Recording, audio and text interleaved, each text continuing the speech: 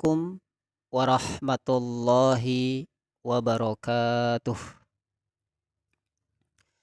Alhamdulillahi wassalatu wassalamu ala rasulillahi Muhammadin sallallahu alaihi wasallam.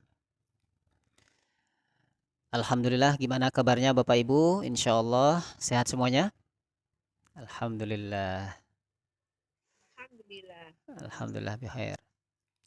Baik, insyaallah pelan-pelan untuk saat ini kita akan mempelajari tentang tahfidzul Quran dan juga cara mengajarkan tahfidz. Jadi ini dua komponen penting. Yang pertama tahfidz, yang kedua kaifa tadrisut tahfidz. Jadi sesuai dengan sabda Rasulullah sallallahu alaihi wasallam dalam hadis riwayat Bukhari, khairukum man ta'allamal Quran wa 'allamah. Jadi kata Rasulullah sallallahu alaihi wasallam, kita kalau ingin menjadi umat yang terbaik, bukan hanya hafal Quran saja, bukan hanya menguasai Quran saja, bukan hanya mempelajari Quran saja, tapi ada satu syarat yang sering kita lupakan saat ini, yaitu ta'limul Quran wa 'allamah. Itu dari satu kata, 'allama yu'allimu ta'lim. Jadi ini dari asal akar bahasa Arab, kata bahasa Arab jadi ilmun. Kalau kita belajar berarti ada ta'allama. Ta'allama ya ta'allamu. Itu belajar. Eh, Termasuk di dalamnya menghafal, termasuk di dalamnya membaca tafsir, termasuk di dalamnya membaca terjemah, itu baru belajar. Tapi kalau sudah menghilangkan huruf ta tadi, ta'u ziyadah ditambah hanya allama saja, itu sudah masuk kepada masdarnya yaitu ta'lim. Jadi inilah unsur penting dalam Al-Quran, yaitu ta'limul Quran. Tidak mungkin Al-Quran menyebar, tidak mungkin Al-Quran sampai kepada kita kalau tidak ada ta'limul Quran ini. Maka berbahagialah kita niatkan di grup ini. Pertama, mempelajari Quran, masuk dalamnya tahfiz, masuk di dalamnya makharijul huruf, qiraat dan sebagainya, semua ilmu yang berkenaan dengan pembelajaran Al-Quran kita kuasai. Dan satu lagi yaitu mengajarkannya. Maka alhamdulillah sanad otak kanan kita berikan kepada Bapak Ibu semuanya. Nanti insya Allah sudah ada yang berbahasa Arabnya. Mudah-mudahan kita kirim kepada Bapak Ibu semuanya. Sekarang masih berbahasa Indonesia dalam buku panduan itu. Nanti ada sanadnya berbahasa Arab sehingga bisa dipelajari dalam orang-orang yang bukan orang Indonesia dengan mempelajari bahasa Arab. Yaitu tahfidzul Quran bi ad-dimagh al-aiman. Jadi metode pembelajaran menghafal Al-Quran dengan otak kanan. Ini kita buat nazamnya sehingga menjadi suatu kesatuan nazam yang walaupun kita semua sudah meninggal, ilmu ini akan abadi selama masih ada orang yang menghafal Quran. Kita semuanya di grup ini insya Allah makasih mendapatkan pahalanya. Dan Bapak Ibu semua yang berada di grup ini, sanatnya saya berikan kepada Bapak Ibu secara lisan hari ini, nanti walaupun tertulis nanti bisa menyusul. Sanat tahfizul Quran bidibagh al-aiman, yaitu dengan menggunakan otak kanan. Bapak Ibu yang dirahmati Allah Subhanahu wa taala, sebelum kita mengajarkannya tentu kita kuasai dulu metode ini.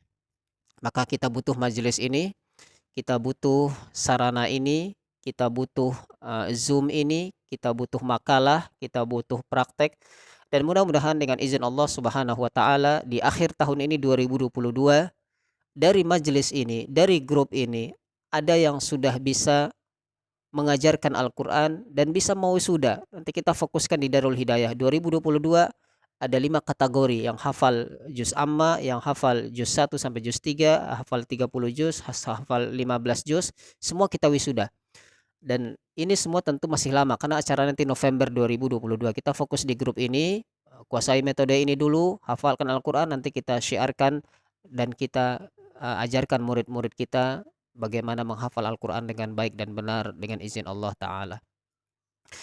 Bapak Ibu yang dirahmati Allah Subhanahu Wa Ta'ala, tentu kesempurnaan hanya milik Allah Subhanahu Wa Ta'ala tanpa menafikan semua metode yang lain. Semua metode itu bagus tentu sesuai dengan tingkat kesesuaian psikologis, karakter dan keadaan lingkungan tempat pembelajaran tahfizul Quran.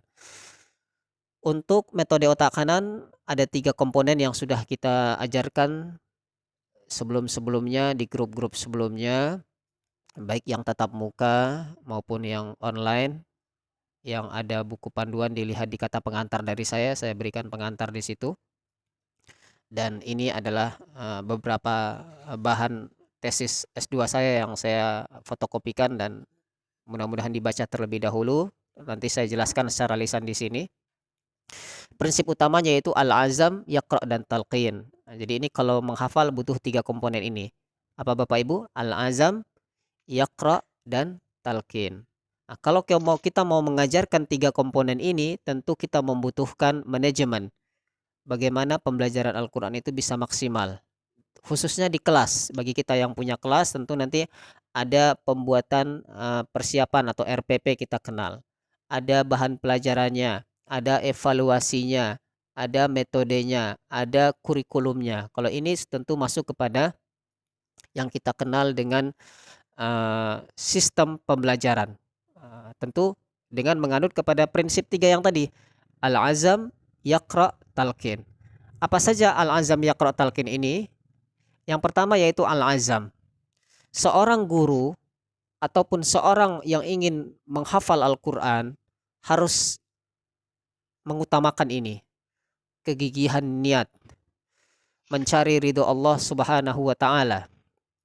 Mencari rahmat Allah subhanahu wa ta'ala. Bukan mencari dunia. Bukan mencari selain Allah subhanahu wa ta'ala. Ketika kita sudah mengikhlaskan niat karena Allah, tentu kita mengajak juga santri kita untuk menghafal Quran karena Allah. Jadi menghafal Al-Quran itu bukan karena selain Allah, tapi karena Allah subhanahu wa ta'ala. Idza sadaqal azmu wa dhuhas sabil. Dalam Al-Quran juga ada dalam surah Ali Imran ayat 159. Fa idza azamta fatawakkal 'ala Allah. Nah, bagaimana dengan prosesnya di kelas? Seorang guru harus bisa memotivasi muridnya. Jadi bukan hanya sekedar transformasi materi pelajaran, tapi guru bisa harus mentransfer spirit keikhlasan sebagaimana di Gontor. Kiai kami kiai itu mentransferkan semangat keikhlasan kepada para santri-santrinya. Dan inilah yang jarang kita temukan dalam proses pembelajaran konvensional selama ini. Yang ada hanya adalah bagaimana nilai tinggi, kemudian hanya ada terpenuhi KKM dan sebagainya, tapi ternyata belum bisa mentransfer keikhlasan. Nah, ini penting. Seorang guru harus bisa mengajak santrinya, murid-muridnya ikhlas karena Allah. Di samping guru juga harus ikhlas dalam mengajar. Itu al-azam. Secara panjang lebar bisa dibaca dalam buku panduan saya per juz itu ada 123, 1229. Tapi secara lisan saya jelaskan di sini bahwasanya yang namanya keikhlasan itu adalah fondasi awal.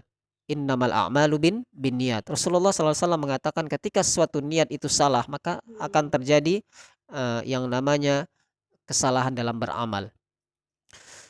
Jamaah yang dirahmati Allah Subhanahu wa taala, nanti terakhir kita buka sesi tanya jawab. Saya sampaikan dulu pelajarannya. Yang kedua yaitu yaqra. Yaqra ini dari bahasa Arab. Qara'a yaqra. Jadi kalau kita lihat bahasa Arab, di situ ada tertulis qara'a yaqra, membaca. Kalau dalam fiil amr itu iqra. Dalam fiil amr itu iqra. Kalau dalam fiil mudhari itu yaqra. Tolong Pak Riko ditutup pintunya supaya tidak terlalu silau, supaya jamaah tidak tersilau. Kita lanjutkan. Kalau sudah masuk kepada yaqra, ini kita lihat hadis Rasulullah Sallallahu Alaihi Wasallam. Rasulullah mengajarkan kepada kita, man aroda an yatakallama ma'allah falyaqra al-Quran. Siapa yang ingin berbicara dengan Allah Subhanahu wa taala, hendaklah ia membaca Al-Quran. Nah, ketika masuk kepada tahapan yaqra ini, seorang guru itu harus bisa mengajak santri-santrinya, muridnya, anaknya untuk bisa membaca Al-Quran secara efektif. Jadi bukan dengan sembarang metode, bukan hanya mengajak saja, harus ada penguasaan kelas. Nah, ada tiga macam metode yang ingin saya sampaikan kali ini. Di huruf D dalam makalah itu bisa dilihat halaman 1, 2, 3, 4 bisa dilihat. Pertama metode jama'i. Yang kedua yaitu metode fardi, lalu yang terakhir yaitu talaqi. Yang pertama, metode jama'i. Perhatikan dulu Bapak Ibu, dengarkan dulu nanti bisa dibaca makalahnya.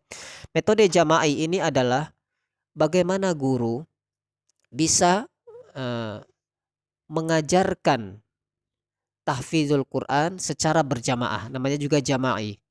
Jadi nanti dalam tesis saya itu saya tulis guru membacakan pertama kali ayat. Misalkan kita coba yang paling mudah, surat An-Nas. Saya selama ini selalu buka dari An-Naba. Coba kita ambil yang surat An-Nas. Contoh ini bisa diperhatikan di sini, admin di kelihatan ini Pak admin ya. Nah, di sini ada. Nah, dalam proses pembelajaran tahfiz juz amma contohnya surat yang paling terakhir karena ini masih metode kita coba yang paling mudah yaitu An-Nas, Al-Falaq, Al-Ikhlas. Dalam metode jama'i, dalam metode mengajarkan Al-Quran, tahfizul Quran, guru harus bisa membuka prinsip otak kanan, yaitu bagaimana mengingat awal ayat. Nah, ini kerjanya otak kanan. Jadi kalau didefinisikan ini panjang, tapi saya memberikan yang daging-dagingnya saja, yang intisarinya saja, yaitu kul. Jadi dalam surat An-Nas itu, a'udzubillahi minasyaitonirrajim, bismillahirrahmanirrahim. Qul a'udzu birabbin nas, malikin nas, ilahin nas, min syarril waswasil khannas, alladzi yuwaswisu fi sudurin nas minal jinnati wan nas. 6 huruf dalam surat Al-Fatih, dalam surat An-Nas itu. Ini untuk kalau kita mengajarkannya kepada anak-anak TK, anak SD yang kelas 1 ya, atau PAUD, atau mungkin anak kita yang belum bisa membaca Quran. Jadi kita menulis awalnya seperti ini, kul. Maka guru menulis di papan tulis seperti ini, kul. Dan guru fokus bagaimana mengulang ayat pertama sambil mata daripada tiap murid itu melihat kepada papan tulis. Karena mata ini hubungannya dengan traktus optikus namanya. Jadi melintas mata ini menyimpan memori kepada mata kiri, ini menyimpan memori kepada otak kanan. Mata kanan menyimpan memori kepada otak kiri. Jadi kanan kiri ini penting. Jadi kita tidak menafikan otak kiri karena ini memiliki karakteristik yang berbeda-beda. Nah, agar pembelajaran sempurna memang butuh otak kanan yang harus dimaksimalkan. Contoh ini, qul a'udzu birabbin nas. Spidolnya di situ ada spidol Pak Riko, tolong Pak Riko spidolnya. Bagi Bapak Ibu yang punya di rumah spidol warna hitam, ini saya ajarkan simple, cari spidol warna biru, jangan spidol hitam lagi. Jadi setelah detik ini yang punya rumah tahfiz, punya lembaga pendidikan, ganti spidolnya warna biru, warna merah atau warna hijau, karena itu melatih otak kanan. Jadi kita lanjutkan. Setelah ini kan masih konteks metode jama'i ya, kolektif. Jadi sama-sama diajak muridnya, qul a'udzu birabbin nas, malikin nas, ilahin nas, min syarril waswasil khannas, alladzi yuwaswisu fi sudurin nas minal jinnati wan nas. Nah, ternyata setelah berjalan waktu pembelajaran, kalau anak TK PAUD itu cukuplah setengah jam, 20 menit, seperempat jam itu udah bagus. Kalau bisa anak-anak umur 1, 2, 3, 4 sampai 7 tahun awal-awal itu belajar setengah jam bisa fokus, alhamdulillah. Kita merangkai tiap huruf ini. Pertama, Allah mulai dengan huruf qaf, kemudian dengan huruf mim.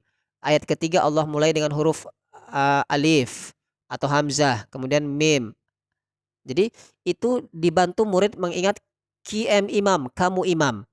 Jadi ketika menghafal An-Nas yang 6 huruf itu dalam kepala santri kita itu bisa nanti kalau dalam ujian, nanti kalau yang sudah ada sistem ujian yang diajar, wahai santriku coba hafalkan An-Nas ayat ke-5. Nanti murid mengingat alladzi yuwaswisu fi sudurin nas. Nah, ini gunanya otak kanan di sini.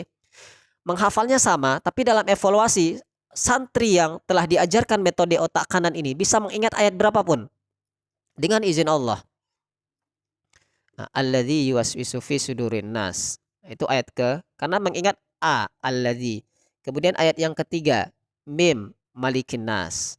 Ayat pertama, qul a'udzu birabbin nas. Nah, jadi ini karakteristiknya seperti itu.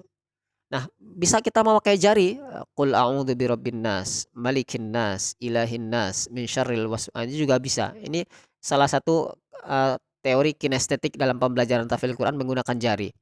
Ini juga bisa dipakai menggunakan metode visual melihat atau mungkin gerakan tangan, dan juga bisa memakai audio visual yang bisa dibantu dalam proses pembelajaran.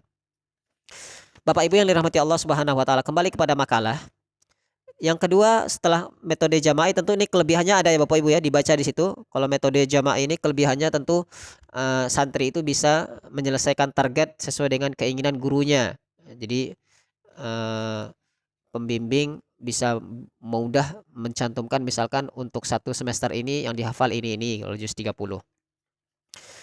Selanjutnya kekurangannya tentu ada, tapi yang kedua kita pelajari metode individu fardi. Jadi bukan hanya sholat saja, ada sholat sendiri, menghafal Quran juga metode fardi, individu. Jadi metode fardi ini adalah tentang kesempatan memberikan pelajaran dan santri itu sendiri-sendiri menghafalnya tanpa harus dipandu seperti tadi, seperti ini. Ini cocok untuk mungkin yang santri-santri SMP, SMA, atau mungkin majelis-majelis taklim itu cukup diberikan materinya, guru hanya memandu saja. Ini yang dipraktekkan di Darul Hidayah dalam pelatihan-pelatihan. Jadi kita memberikan kurikulum, mereka menghafal, ada buku panduan. Nah, nanti kalau ada yang ingin melihat daripada perkembangan itu tentu memakai sistem evaluasi. Ada kertas evaluasi, lihat di bagaimana kita mengevaluasi. Jadi manajemen itu ada pertama yang disebut dengan perencanaan, kemudian pelaksanaan, kontrol, dan terakhir itu evaluasi. Guru harus bisa mengevaluasi dari tiap-tiap murid yang diajaknya dalam menghafal Al-Quran. Termasuk guru harus bisa mengevaluasi dirinya. Karena ini semua adalah terkait dengan sebuah manajemen. Dalam bahasa Arab disebut dengan an-nizam. Al-haqqu bila nidhabin, ghalabahul batil binizamin. Baik, kita lanjutkan. Kalau metode individu ini tentu kelemahannya ada, kekurangannya juga ada. Kelebihannya tentu meningkatkan motivasi santri dalam menghafal Al-Quran. Jadi pembimbing bisa memanfaatkan santri yang hafalannya menonjol sehingga bisa memotivasi yang lainnya. Kelemahannya juga ada tentu karena setiap metode ada kelemahannya. Tentu metode Fardi ini tentu kualitas setoran terjadi banyak kesalahan dan ini tentu kelemahannya, guru harus bisa mencari jalan keluar daripada permasalahan ini. How to mencari problem solving. Jadi mencari jalan keluar. Satu lagi terakhir sebelum kita tanya jawab, yaitu metode yang paling bagus. Ini saya berikan metode yang paling bagus berdasarkan penelitian saya S2 saya dan saat ini masih S3 saya, dan tesis saya mudah-mudahan yang istiqomah akan mendapatkan bagian daripada tesis disertasi saya. Sekarang masih tesis saya dulu. Bagaimana metode talaki? Apa Bapak Ibu? Talaki. Metode talaki ini adalah metode yang luar biasa yang dicontohkan oleh Rasulullah Sallallahu Alaihi Wasallam. Jadi apakah itu metode talaki ya? Jadi ini dari liqa, bagaimana mentalaki, mengajarkan Al-Quran. Lihat di makalah itu metode talaki yang C ya, yang ada makalah, yang belum ada makalah di WA ke admin nanti biar disiapkan makalahnya. Metode talaki ini adalah cara belajar dan mengajarkan Al-Quran yang telah ada dan dicontohkan oleh Rasulullah Sallallahu Alaihi Wasallam kepada para sahabat. Jadi zaman dulu kita belum ada Zoom, tapi kalah hasilnya. Walaupun nggak ada Zoom, Rasulullah masih bisa membuat para sahabat cepat hafal Quran. Nah, ini yang perlu kita lihat. Ternyata Rasulullah menggunakan otak kanan. Bagaimana Rasulullah menyampaikan hadis-hadis tentang otak kanan? Apa hadis otak kanan Bapak Ibu? Zayyinul Qur'ana bi aswatikum. Jadi baca Quran dengan suara yang indah. Itu perintah Nabi supaya otak kanan para sahabat bisa aktif. Kemudian ada hadis Nabi juga yang mengatakan bahwasanya khairul a'mali adwamuha wa in qalla. Perbuatan itu yang penting itu adalah sedikit-sedikit tapi rutin. Nah, ini bisa Bapak Ibu ajarkan nanti kepada murid-muridnya. Bagaimana mengajak santri istiqomah 1 hari 2 ayat, 1 ayat sesuai dengan kemampuan santri. Tapi dengan talaki. Kalau sekarang mungkin ada talaki online ya, seperti ini kan talaki online, tapi tidak ada yang sebagus talaki langsung. Talaki langsung, maka nanti ketika ada nanti saya talaki ke tempat Bapak Ibu, misalkan bulan depan misalkan di Solo atau mungkin di Jakarta insya Allah di bulan Agustus, Oktober, tolong Pak Riko ada suara yang masuk, atau mungkin nanti di Istiqlal ketika sudah COVID sudah menurun, insya Allah nanti kita di Istiqlal di bulan Oktober atau November nanti akan diumumkan di grup insya Allah. Ya silakan hadir, talaki langsung. Atau mungkin ada guru-guru di tempat Bapak Ibu, silahkan diikuti, di situ ada pembelajaran tahfiz, talaki langsung itu lebih maksimal. Karena, tentu secara etimologi talaki itu berasal dari bahasa Arab, tentu artinya belajar tatap muka dengan pembimbing. Tentu itu yang harus kita pakai dalam metode otak kanan ini. Walaupun kita tidak, menafikan metode, fardhi atau jama'i, ya itu hanya istilah nama saja. Tapi bagaimana seorang guru bisa melihat kondisi pembelajaran di kelas. Tentu gurunya harus hafal dulu apa yang mau diajarkan. Jadi barang siapa yang tidak memiliki hafalan, bagaimana dia bisa mengajarkan? Usahakan hafal yang apa mau diajarkan. Ketika menghafal juz amma, tentu kuasai juz amma. Kemudian di halaman paling terakhir, di situ bisa dilihat sebelum kita tanya jawab ya, teknik menggunakan otak kanan itu, inovasi yang bisa kita pakai di zaman sekarang ya. Tentu menggunakan rekaman, seperti rekaman saya ya yang sudah saya share di YouTube itu, di Majelis Taklim Darul Hidayah, jadi boleh, dibuat rekaman khusus para santri. Kalau Darul Hidayah di situ ada per juz, ada saya buat itu 30 juz bagaimana untuk memotivasi para santri. Dan salah satu memotivasi para santri adalah dengan wisuda Al-Qur'an. Maka silakan Bapak Ibu yang punya lembaga tahfiz buat program tahfiz yang ada khatamannya. Apa gunanya? Untuk show bagaimana melihat kekuatan tahfizul Quran di lembaga kita. Jadi setiap lembaga tahfiz Bapak Ibu harus ada, jadwal berkala wisuda para santrinya. Dengan niat apa? Lillahi ta'ala, tasyakkur. Wisuda tasyakkur, haflat tasyakkur li tahfizul Quran atau kata apapun namanya.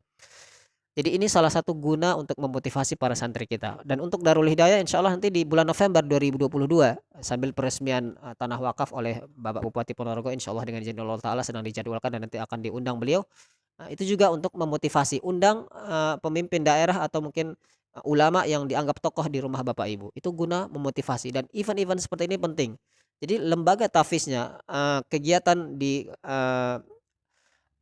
rumah tahfiz atau di pondok tahfiz Bapak Ibu usahakan ada kegiatan berkala dan itu rutin seperti halnya Gontor. Gontor itu kegiatan tahunnya sudah paten, sudah ada jadwal-jadwalnya, kapan ujian, kapan munaqasyah, kapan kenaikan kelas, kapan ujian syafa'i dan itu harus tertulis. Nah, itu bisa diadopsi di, tempat-tempat Bapak Ibu harus ada kegiatan-kegiatan yang membuat para santri tidak jenuh. Kegiatannya harus inovatif, kreatif dan inilah otak kanan.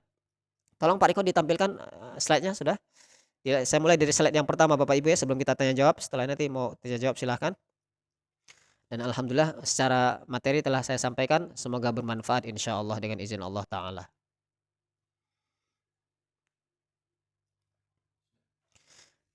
Nah, slide yang pertama ini silahkan Bapak Ibu lihat, di situ ada yang kita sebut dengan, al-azam.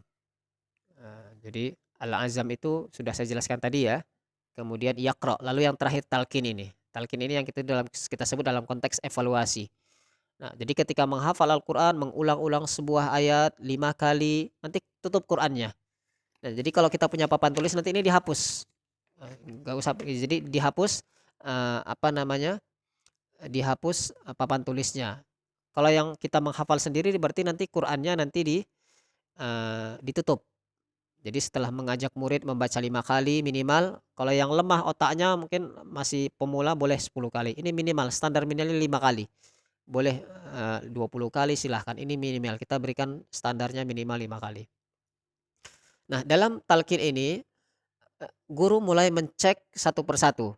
Misalkan kalau muridnya 5, ada namanya Khadijah, Fatimah, Aisyah, atau mungkin nama muridnya yang lain, Hindun dan sebagainya. Aisyah atau Fatimah berapa jumlahnya, dicatat. Dan itu memang sepele dicatat, tapi di situ ada motivasi tersendiri untuk santri, harus ada pencatatan. Jangan sampai ya alhamdulillah didengar. Tanpa ada pencatatan, maka di situ kita kalah satu sisi daripada siswa-siswa akan menganggap pembelajaran ini kurang serius. Maka harus ada tempat pencatatan hasil, hasil hasil pembelajaran daripada kelas yang kita kelola itu. Kemudian Yaqra' talqin, makalah slide selanjutnya tolong Pak Riko.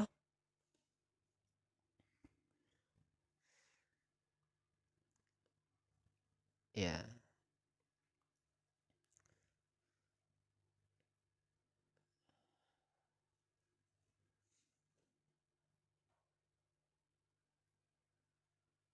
Ya, lalu di situ ada gambar otak ya. Ada gambar otak itu yang otak, ada bahasa Arab atau bahasa Indonesia Pak Riko? Ya bahasa Arab ya, itu bahasa Arabnya ya. Khasais, eee, ad-dimag al-ayman wad-dimag al-aysar. Jadi itu nanti kalau yang bahasa Arabnya mohon menunggu ya, saya masih membuat redaksinya dan nanti menjadi sanad yang, benar. Nanti itu ada keterangannya, itu masih gambar dulu. Jadi keterangannya nanti sama seperti matan Tuhfatul Atfal, di situ ada bait nazam pertama, kedua. Jadi dari manapun kita dari luar negeri ketika bisa memahami bahasa Arab nanti bisa memahami otak kanan ini karena muncul di Indonesia, terbitnya di Indonesia tentu nanti kita juga membuat versi bahasa Arabnya. Yang di tangan Bapak Ibu versi Indonesianya, bahasa Indonesia ya. Nanti kita buat ya. Ya, yang bahasa Arab itu tentu nanti yang berbahasa Arab. Nah, ad-dimag al-ayman, jadi otak kanan. Jadi khasaisnya yaitu karakteristiknya tentu bisa kita baca di situ. Karakteristiknya yang pertama yaitu at-ta'arruf fi 'ala suwar wa tazakkuruha. Jadi tentang gambar itu otak kanan. Berbeda dengan kalau yang otak kiri, at-ta'aruf 'alal asma, jadi tentang nama-nama. Kalau mengingat nama itu otak kiri. Tapi kalau, melihat gambar itu otak kanan. Maka ini disebut dengan yang tadi itu adalah gambar untuk otak kanan. Tolong Pak Riko digambarkan sini, difotokan. Nah ini, at-ta'aruf li aswar, ini kan contoh, surah. Ini otak kanan, eee, khasais ad-dimag al-ayman. Jadi karakteristik otak kanan itu adalah melihat gambar. Ini yang dilihat memang ini tulisan, tapi ini hakikatnya adalah gambar. Baik. Kembali ke slide tadi yang bahasa Indonesia tolong Pak Riko. Nah, ketika kita, menguasai pembelajaran ini, apa karakteristiknya? Nah, ini bisa dilihat di layar itu. Di grup ini kita share ya gambar ini, mungkin yang sudah masuk awal insya Allah 2 gambar ini kita fotokan lagi di grup insya Allah. Silakan difotokan Pak Riko. Jadi, eee, yang namanya long term memory, memori jangka panjang, itu ternyata berada pada kemampuan otak kiri, otak kanan. Jadi silahkan Bapak lihat Ibu, itu ada ingatan jangka panjang, long term memory itu yang otak kanan. Yang otak kiri itu ada short term memory. Jadi, yang jangka pendek. Otak kanan itu apa saja? Seni atau musik, kita tidak mengambil musiknya ya, kita hanya mengambil seninya. Ini sesuai dengan hadis Nabi kan, "Innallaha jamil yuhibbul jamal." Allah itu suka keindahan, itu otak kanan. Kemudian, eee, perintah Rasul juga apa itu, "Zayyinul Qur'ana bi aswatikum." Memperbagus pembacaan Al-Qur'an ketika, mengaji. Kemudian ada gambar, ini gambar tadi sudah kita jelaskan ya, kreativitas guru ya, harus, kreativitasnya, spidolnya harus kreatif, jangan satu warna. Konseptual, fantasi, imajinasi, intuisi, emosi. Ini semua tentu harus dikuasai oleh guru yang ini memakai otak kanan. Harus, intuitif. Intuitif itu memakai ilham, jadi harus khusyuk. Suasana kelas harus nyaman. Guru jangan sampai membiarkan murid-muridnya berlarian. Guru harus paham ini, kalau membiarkan muridnya berlarian yang sebagaimana kita lihat di kelas-kelas selama ini kan tidak efektif karena santrinya, lari-lari dan tidak fokus. Nah, berbeda dengan otak kiri. Kalau otak kiri ini tentu, bisa kita lihat di situ di layar bagaimana otak kiri ini, realistis, detail, analisa berpikir, kemudian logika, angka, rasionalitas, objektivitas. Ini penting tapi tidak sepenting dengan otak kanan dalam tahfidzul Quran. Baik Bapak Ibu, silahkan kalau ada yang bertanya. Kembali Pak Riko dicampilkan layar awal, supaya bisa ada yang mau bertanya dan dibuka, apa namanya, dibuka suara dari audiensnya, mungkin ada yang bertanya, malu bertanya di grup boleh, di sini juga boleh, atau mungkin japri saya. Silahkan kalau ada yang mau bertanya, eee, menyebut nama dan daerahnya. Ibu siapa? Coba disebutkan nama-namanya Pak Riko, siapa saja? Ibu Masrifah sudah ada, Pak Said atau siapa mungkin? Ada berapa? Jadi semuanya sudah mengikuti, nanti rekamannya kita kirim ke grup. Mungkin malu bertanya sekarang, boleh nanti bertanya di grup. Ya, Ya, waalaikumsalam Ibu. Silahkan Ibu. Nama dan alamat Bu? Dari Ibu Hasan Malang Ya, Bu di Malang, Hasanah. Ya, Ustadz. ya Ibu Hasanah di Malang. Silahkan Ibu. Ada yang ditanyakan Ibu? Ya, mau tanya Ustadz, Ya, silahkan ya, Ibu. Ya. bagaimana caranya untuk eh, mengolah hafalan supaya nggak cepat hilang, Ustadz? Mm-mm. Setelah di murojaah, murojaah itu biasanya hilang, Ustadz, hafalannya. Mohon pencerahan. Assalamualaikum warahmatullahi wabarakatuh. Barakallah Ibu Hasanah dari Malang. Ada yang bertanya Bapak Ibu untuk semuanya. Ini dalam tradisi intelektual ada share and bertanya. Tapi ini bagian dari pertanyaan. Tapi ini untuk memperkaya hasanah keilmuan kita dalam tahfidzul Quran. Pertanyaan dari Ibu Hasanah tadi dari Malang. Bagaimana agar hafalan yang sudah kita bangun, kita hafal itu tidak hilang, tidak cepat lenyap begitu saja. Ada dua cara yang ingin saya ajarkan untuk menjawab pertanyaan daripada Ibu Hasanah tadi. Yang pertama adalah pasang niat minta pada Allah agar hafalan itu melekat. Itu pertama doa. Apa doanya? Allahumma arhamna bil Qur'an waj'alhu lana imama wa nura wa huda wa rahmah. Allahumma zakkirna minhu ma nasina. Jadi setelah pembelajaran kalau di kelas ya, itu minta murid-murid kita berdoa, jangan langsung pulang. Nah, kalau menghafal sendiri, angkat tangannya, berdoa pada Allah. Allahumma dzakirna minhu. Jadi baca doanya jangan bahasa Arab aja, pakai bahasa Indonesia nggak apa-apa. Ya Allah, ingatkanlah kami yang kami lupa. Karena yang lupa itu adalah ayat-ayat Allah, sehingga Allah lah yang berkenan untuk memberikan kita. Itu yang pertama. Yang kedua, setelah berniat dan meminta doa, berdoa pada Allah Subhanahu wa taala, yang kedua, action. Apa actionnya? Murojaah. Jadi kata kuncinya memang murojaah, tapi penjelasannya panjang. Murojaah yang dimaksud tentu dengan metode otak kanan, bukan murojaah otak kiri yang konvensional. Bagaimana murojaah metode otak kanan? Kembali kepada prinsip dasar tadi, kreativitas, niatkan seumur hidup, hafal Quran itu mudah Bapak Ibu. Tapi yang susah itu adalah sampai akhir hayat murojaah. Supaya tidak bosan sampai akhir hayat kita murojaah, bagaimana buat program dalam hidup kita? Karena ini pertanyaan dalam konteks sendiri tadi ya. Jadi kalau program di sekolah tentu ada program murojaah di sekolah. Kalau untuk diri sendiri tentu buat waktu untuk murojaah seorang penghafal Al-Quran minimal sebelum subuh bisa sholat store hafalan pada Allah murojaah. Kalau murojaah itu susah ketika waktu sibuk siang, sore, malam, di sepertiga malam coba. Itu dalam surat Al-Muzammil itu dijelaskan itu adalah waktu yang terbaik dan Allah Subhanahu wa taala mencintai hambanya yang membaca Al-Qur'an di waktu itu.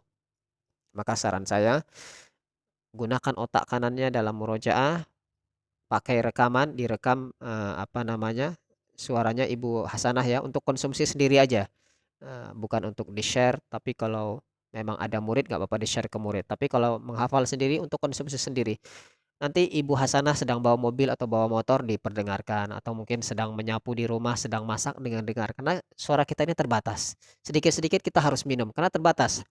Hmm. Tapi kalau kita punya rekaman, misalkan juz 1, juz 2, itu kita cukup cari juz 1, rekaman saya juz 1. Juz 1 dimulai dengan alhamdulillah. Juz 2 tinggal diingat. Saya nanti rekaman itu hanya membantu. Saya qulus sufaha'u minan nasi ma wallahu man qiblat. Juz 3, kita ingin merojaah juz 3, tinggal mengingat tilkar rusulu faddalna ba'dahum ala ba'd minhum man kalamallahu wa rafa'a ba'dahum darajat. Kita ingin merojaah juz 29, tinggal klik tabarakalladzi biyadihil mulk. Juz 28, kita cukup mengklik daripada juz 28. Begitupun semuanya juz 4, juz 5, juz 6. Bagi yang sudah 30 juz seperti Bapak Nur yang sudah setoran hafalan ke saya 30 juz itu, jadi harus murojaah terus.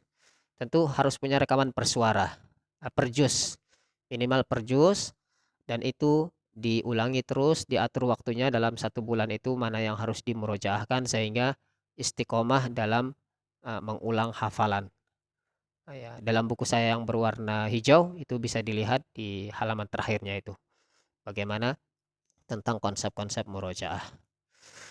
Baik, Ibu insya Allah lebih luas lagi nanti akan kita perdalam di grup. Mohon menunggu di grup. Nanti insya Allah ada pelajaran-pelajaran yang lainnya yang akan kita sampaikan. Ada yang lain? Karena di Ponorogo ini sebentar lagi masuk sholat duhur. Ya, ya mungkin kita batasi 10 menit lagi ya. Karena 10 menit lagi akan azan di kota Ponorogo di tempat kami. Silahkan. Assalamualaikum Ustaz. Waalaikumsalam warahmatullahi. Iya ya, silahkan Ibu. Atau mungkin yang bapak-bapak ada dulu supaya adil. Mungkin sebelum Ibu lanjutkan, ada bapak-bapak ada yang mau bertanya? Kang Uli mungkin bapak yang terdata di nama itu siapa itu? Tolong Pak Riko. Ada Pak Fauzan mungkin, ada Pak Jupriyadi mungkin, atau ibu-ibu yang lain, Ibu Mas Rifah atau Ibu ada Pak Abdullah silahkan. Insya Allah masih ada satu pertanyaan lagi, boleh kita buka. Ya silahkan Ibu menyebutkan nama dan daerah. Saya Bu Eli, saya dari Malang Ustaz. Barakallah Ibu Eli dari Malang. Silahkan Ibu, pertanyaan singkat padat karena kita mau sholat duhur di Ponorogo. Baik. Di sini saya mau menanyakan bagaimana saya punya 2 anak perempuan, masih anak-anak, yang satu usia 4 tahun, yang satu usia 7 tahun. Bagaimana cara membujuk atau merayu anak agar mudah untuk mengajak menghafal Al-Quran di rumah? Ya, barakallah Ibu Eli. Ya, ini mewakili untuk semuanya Bapak Ibu ya. Di grup itu 257 orang. Kita buat 2 grup, ada kurang lebih 500 orang yang mendengarkan ini insya Allah. Maka mewakili ini insya Allah Ibu Eli mendapatkan amalnya. Bagaimana Pak Reko? Bisa di keluar ya? Oh ya.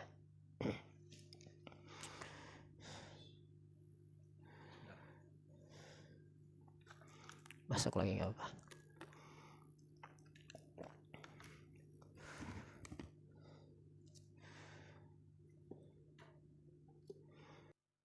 Bismillah. Baik, kita lanjutkan tentang pertanyaan Ibu Eli. Bagaimana cara untuk anaknya yang berumur 4 tahun dan 7 tahun. Ya, tadi terputus sinyal, kita lanjutkan. Ibu Eli bertanya tentang anak yang berumur 4 tahun. Insya Allah, untuk anak yang berumur 4 tahun ini tentu termasuk dalam golden age. Jadi golden age itu masa yang sangat urgen dalam pembelajaran tahfizul Quran. Kenapa 4 tahun disebut masa golden age? Karena 4 tahun ini anak masih mulai memasukkan memori-memori baru dalam otaknya. Sehingga kalau yang dimasukkan itu adalah Al-Quran, tepat metodenya, tepat cara-caranya, maka ini akan bisa membuat anak tersebut mudah menghafal Al-Quran nanti di masa remaja sampai masa lanjut usia. Jadi disebut dengan termasuk yang 4-7 tahun Ibu ya. Ini termasuk masa-masa anak walaupun masih kelas 1 SD. Kalau 4 tahun ini masih PAUD, masih bermain. Tapi masih dalam kategori anak. Ibu Eli harus menyiapkan perangkat pembelajaran di rumahnya. Apa saja perangkatnya? Pertama, HP Ibu Eli isi dengan Al-Quran pertama. Didengarkan kepada anak tersebut. Syukur-syukur bisa membeli speaker Al-Quran. Kalau nggak bisa membeli speaker Al-Quran, HP saja di-download di YouTube itu. Yang membuat anak bisa sambil bermain, tapi bisa mendengarkan bacaan. Karena kalau 4 tahun ini kan belum bisa ngaji. Nah, karena pertanyaan tadi 4 tahun, maka harus diperdengar. Minimal suara Ibu Eli. Kalau memang Ibu Eli punya waktu, suara Ibu Eli Ibu rekam, diperdengarkan di samping anaknya. 7 tahun sama ini sudah SD, sudah agak mulai dewasa, cuman 7 tahun ini tentu masih bisa kita berikan pemahaman berbeda dengan 4 tahun. Karena kalau 7 tahun dikasih hadiah itu masih bisa. Kalau 4 SD, kelas umur 4 tahun mungkin masih agak terlalu kecil. Tapi kalau umur 7 tahun Itu bisa dalam memberikan motivasi, misalkan memberikan hadiah sepeda kalau sudah hafal An-Nas, sudah hafal 10 ayat, diberikan hadiah-hadiah yang itu menunjang kepada pendidikannya. Baik, wallahu alam bisawab. Sudah mau azan di Ponorogo ini, secara prinsip insya Allah kita lanjutkan nanti di grup. Kalau ada yang benar dari Allah Subhanahu wa taala, kalau yang salah itu kesalahan kami pribadi. Saya Roni Algontori bersama segenap pengurus Yayasan Darul Hidayah di Ponorogo, Bapak Riko Wara dan semua tim admin yang ikut mensyiarkan ini. Mohon maaf kalau selama kurang lebih kita belajar hari ini ya, tadi dari jam 9 bagi yang ikut dari jam 9 ya, mulai dari WA Group, Maharijul Huruf. Insyaallah kita akan bertemu lagi waktu yang akan datang nanti dalam pembelajaran yang lain di grup, nanti bertahap akan kita berikan cara-caranya, mudahnya bagaimana agar Bapak Ibu semua bisa menguasai metode ini. Ala'afu minkum subhanakallah, kita tutup dengan kafaratul majlis. Subhanakallahumma wa bihamdika asyhadu an la ilaha illa anta astaghfiruka wa atubu ilaih. Assalamualaikum warahmatullahi wabarakatuh.